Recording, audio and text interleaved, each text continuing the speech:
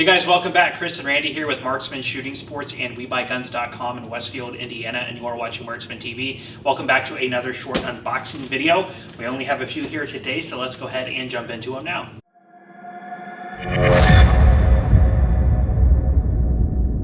Alright guys, first up is one that we got through our website today, but through a local customer who brought it in. But this is a really cool one, so I wanted to take the opportunity to share it with you. This is a Japanese Type 99 Arisaka, but this is a last-ditch rifle. Now, towards the end of the Second World War, of course, the Japanese military was very short on resources, so they needed to simplify their arms manufacturing as they were losing the war, and they needed to pump out new military equipment for new soldiers who were going on to fight in the Japanese war effort. Also, the Japanese were sure that there would be a fight over the mainland of Japan, so they were trying to pump out a lot of firearms for, private citizens of Japan to be able to use for a sort of last stand sort of scenario in Japan. Of course, the atomic bombs were dropped and that never happened. But with the last-ditch rifle, so many simplifications and quality cuts were made to the rifle, such as the rear sight is just a simple peep aperture. The front sight is just a simple post with no protective ears. There's very crude lathe work here on the barrel. Stock's very crudely unfinished. The butt plate is actually capped off with a wooden butt plate, or the butt stock is capped off with a wooden butt plate, not the traditional metal. So it's just really simplified, very crude rifles, and oftentimes a lot of people shy away from firing these because they may not actually be built to the correct tolerances to safely fire these rifles. This one was also a bringback. This one is duffel cut right underneath this barrel band, so that moves around. It was a very common thing to get them back into their duffel bags. They would take the actions out of the stocks, and then they would have to cut down the stock because the entire length of the stock here might not fit in the duffel bag to get it home, so this has been cut underneath the handguard. But anyway, a very cool rifle. Just wanted to share that with you guys. Just something you don't typically see every day. We see a lot of Type 99s, but not typically in the last-ditch configuration like this. Next up, we have one from a customer in Michigan. Let's see what's in here, Chris. But Kyle.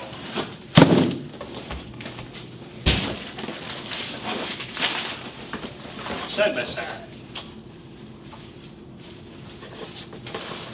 Unit needs assistance.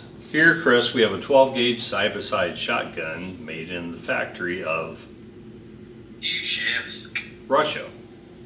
It's the Bounty Hunter 2, 12-gauge, 2 3/4 inch chamber. Nice looking side-by-side shotgun. I don't think I've ever seen a Russian-made shotgun before. Yeah, I've never actually seen one of these before. Bakhail model. And as you guys can tell, our Russian pronunciation is not quite there yet, but we're working on it. Made at the factory of Izhevsk, apparently. So, very cool side-by-side shotgun. Not really a whole lot that I know about it or to say about it, so we can jump into condition. What do you think about the condition of that? No marks on it, Chris. I would say excellent condition. Customer says the same thing, and I totally agree. This looks factory new almost. I don't even know if it was assembled. So very cool. Let's move on to the next one. All right guys, next up we have one coming to us from a customer in Alabama. So thank you so much for selling this one to us. So let's jump into it now. I don't even know how to attack this one.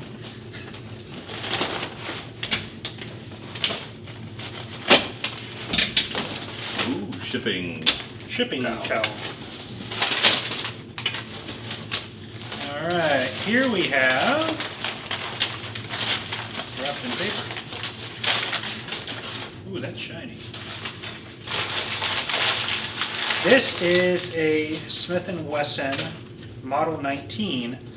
The Model 19, and this would hit the market in about 1957 and 357. This one here is in a nickel finish, 6-round capacity. What do you think about that one, Randy?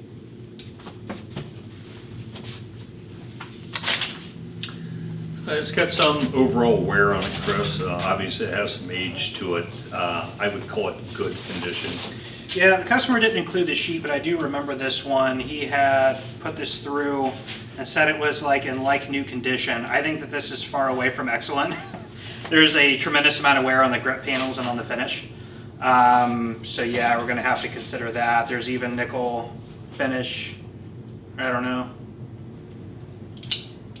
It's a 19-4 So yeah, we'll probably have to reevaluate this one. This one's actually in pretty rough condition.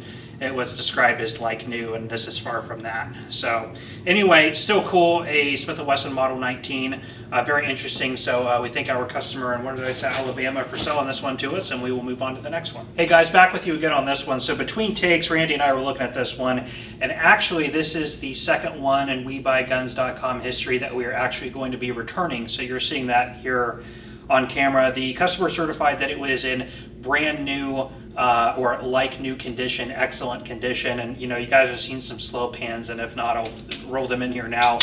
But this is definitely far from that. Typically, if we're off a little bit, like by 1 degree, like if he marked very good and we were at good, or he marked excellent and we would think it's a very good condition, if we're a little bit off, we typically roll with the punches and take it.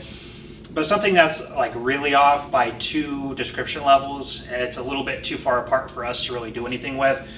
There's like missing finish. The grips are probably in like 60% condition. I mean, there's missing finish from this thing being handled a lot. There's even a crack running, and there it is on the back, running this entire length of the back of the grip panel. And these grips, in good condition, replacements will be like $150. Some of the nickel finish is flaking. There's little micro scratches all over the finish of this, wear up at the front. Now this thing is a low end of good condition, even with a crack. I might even say high end of fair. So this is like way off in the way it was described. There were photos, but the way it was held, all of the scratches and imperfections were very well hidden in the photos. Not trying to say that the customer was trying to be deceptive, but I really did not get a good representation in the photos of the condition. Plus a description of like new condition was very misleading. So this is one, unfortunately, we are going to be returning, so we do not have it for what we were paying for it. It just doesn't make sense. There's no way we could take this and resell it and even recoup what we're paying for it. So unfortunately, that one's going back. Otherwise, a cool revolver. And now in this case, obviously, as you guys know, we pay for shipping here. When we deny something and have it returned, we have to ship it to the person's FFL holder, and we also pay for shipping back. So we don't make that decision lightly, because we are out shipping in both directions. And that's just something that we offer in good faith, that we're not trying to bait and switch people. So it is costing us quite a bit of money to not accept a firearm. But anyway, in this case, we would be out a lot more if we accepted this at the price that we offered. So, or even anywhere near what we offered. So we can't even really reduce the offer to any reasonable amount and kind of salvage this one. But anyway, otherwise it's a shame. We will get this back. Customers been notified. We'll get this back to them. One other note is looking at the packaging. This is like a standard cardboard box that has been folded into a box and then taped with duct tape. We don't recommend taping with duct tape because it doesn't actually stay very well adhesive to cardboard. It's actually also in FedEx and UPS's shipping rules too, the fact that they accept a duct taped package. And sometimes they will, sometimes they won't. Also wrapped in a towel stuck inside the box, and that was all of the packaging for this. We definitely don't recommend that either. Put a lot more padding material in it so it can't move around and slide around. If any of the condition issues are a result of damage in shipping, we can't be responsible for that when it's poorly packaged. So again, when we send this back, we will properly package this revolver, make sure it's nicely secured on its way back. Again, we will use our packaging and all of that to make sure it returns back in this condition, the condition we received it in. So anything else to add, Randy? That's about it, Chris. All right, there's an unfortunate one, but you caught it there on camera. Next up, we have one from customer Kentucky. Thank you for sending that to us.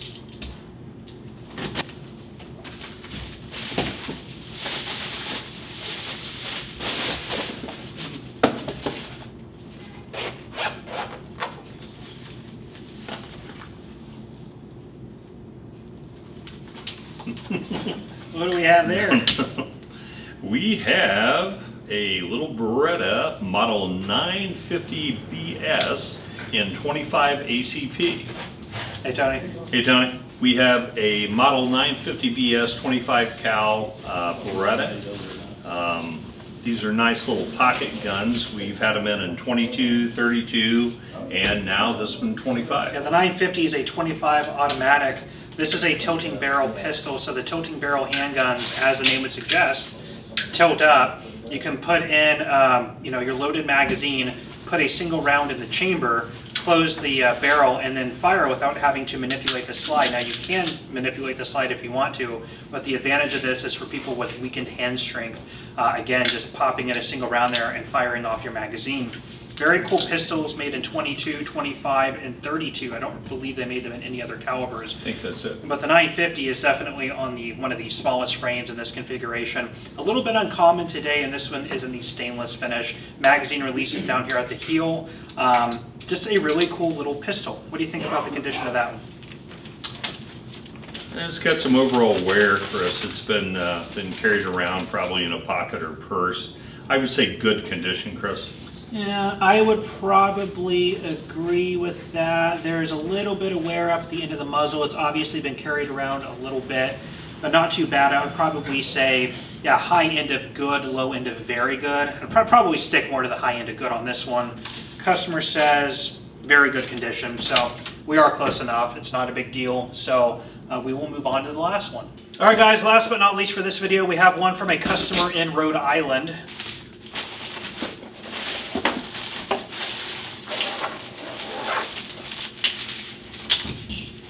All right. What we have here is a Sig P226. It is locked.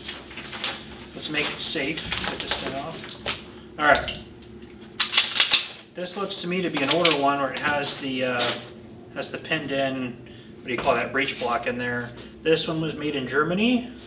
It is not just a German frame. So yes, this is a made in Germany with the German date code. I'd have to look that up. Date code is KG for all you SIG 226 daters out there. KG is the code. That'll be the year of production on this. Very cool, very nice condition. Now the SIG P226 is obviously a Sig Sauer design coming out of Germany. It is actually one of my favorite handguns. If I had to have a top 5, the 226 would be in that top 5. It is a double single action 9mm pistol, but a very, very long-lived history on the on this pistol series, and of that, the P226 is probably the most famous. So anyway, very cool handguns. What do you think about the condition of that one? A little bit of wear on the high edges here. Other than that, I don't see any marks. Can still see them. I would say very good. Yeah, looking it over, I would also agree that this is very good. There are just a couple marks here on the slide on the high edges, maybe from minor holster wear. If it were not from those, I would definitely give this an excellent, but because those are there, I would say that this is in very good condition. Now, also keep in mind that this is an older, again, the date, I don't know what that date is, but this is, John, what is the date for I don't know, it's gonna look it up. KG for a SIG 226? John will tell us here in a minute, but I'll keep going. You know, this is an older SIG P226. So for that, you know, you have to have a little bit of latitude, and there's going to be just a little bit of use and stuff like that on it. But actually, even the barrel, finish on the barrel looks pretty good, and that's typically where you see most finish wear. So I don't believe this has actually been used very much. But anyway, very cool pistol. Big thanks to our customer for selling this one to us, and that'll end up this video once John tells us when this was made.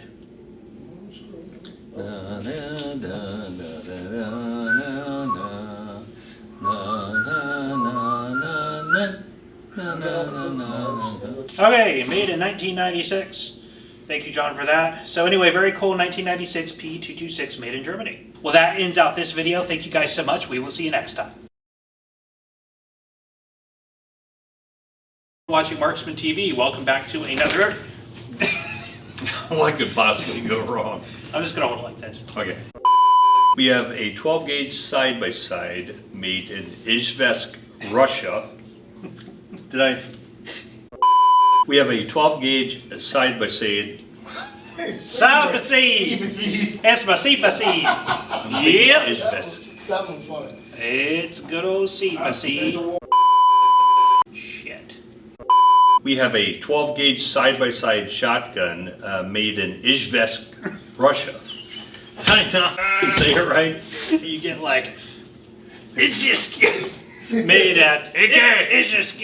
Igor. Izhevsk. Izhevsk. Here, Chris, we have a 12 gauge side-by-side shotgun made in the factory of Izhevsk. Russia. Izhevsk. I wouldn't pause. All right, hold on. And he got like pissed off. He's like, Izhevsk. Izhevsk. Izhevsk.